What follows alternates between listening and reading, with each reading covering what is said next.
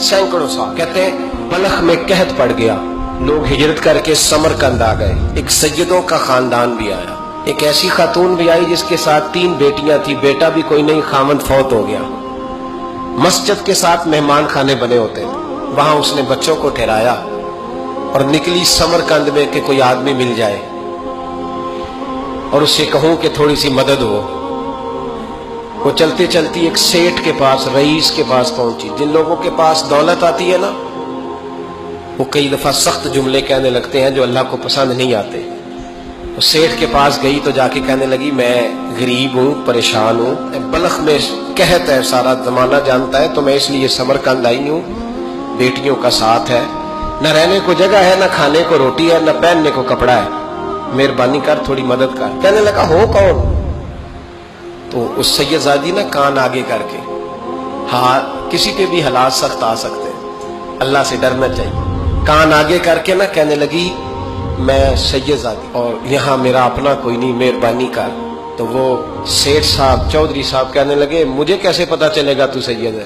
تو سید زادی نے اپنا پلو کھولا اور اپنے آنسو دونوں آنکھوں سے صاف کیے. تو کہنے لگی اللہ تیرا بھلا کرے, میں ثابت نہیں کر سکتی کہ میں حضور کا خاندان, میرے پاس کوئی دلیل نہیں, میں نہیں بتا سکتی. چل ٹھیک ہے, چلی گئی. کسی نے بتایا کہ یہاں ایک یہودی بھی رہتا ہے, وہ بڑا سخی ہے, یا آتش پرست ہے, یا پارسی ہے کافر غیر, سخی بڑا ہے. اس کے پاس گئی, بیٹھی رہی, لوگ بیٹھے تھے, جب چلے گئے تو قریب گئی. کہنے لگی مجبور ہوں, پریشان ہوں, غریب نہیں ہوں. کہنے لگا بی بی تجھے کبھی دیکھا نہیں, سمرقند کی اتنی آبادی نہیں, میں سارے شہر, تو کون ہے؟ تو کہنے لگی تعارف نہ ہی پوچھے تو اچھا ہے. اس نے کہا چلو اگر پتہ چل جائے تو. کہنے لگی میں مسلمانوں کے نبی کی اولاد ہوں, مسلمانوں. اس نے کہا پیغمبر خدا کی اولاد. اٹھ کے کھڑا ہو گیا, بی بی کو ساتھ لیا, گھر گیا. کہنے لگا جو صاف ستھرا کمرہ ہے نا اسے پھر دھو ڈالو, ایک دفعہ پھر دھو ڈالو. کمرہ دھلایا, صاف کرایا. پھر کہنے لگا بی بی میرے برتن زیادہ صاف ستھرے نہیں, میں نئے نہ خرید کے لا دوں. پھر نئے برتن لایا. پھر اپنے بچوں سے کہنے لگا اونچا نہ بھولنا کہ سیدہ فاطمہ کی شہزادیاں آئی, یہاں کوئی شخص اونچی بات نہ کرے.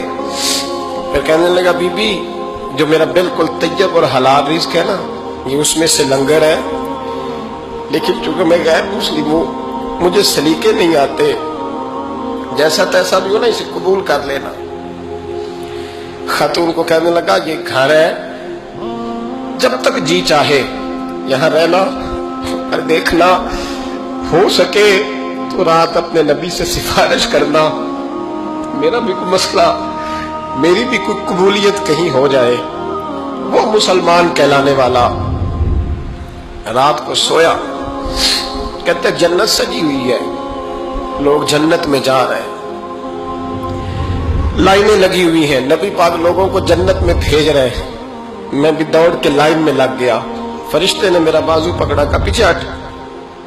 تو میں دوڑ کے حضور کی بارگاہ میں گیا, میں حضور سارے جنت میں جا رہے ہیں, یہ مجھے نہیں جانے دیتا. نبی پاک نے فرمایا تو کون ہے؟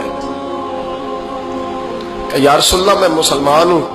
کہتے حضور مجھ سے فرمانے لگے کوئی دلیل ہے تیرے پاس, دلیل ہے کوئی تیرے پاس؟ میں چپ کر گیا. فرمایا میری بیٹی تیرے دروازے پر آ ہی گئی تھی تو دلیلیں پوچھنے لگ گیا تھا.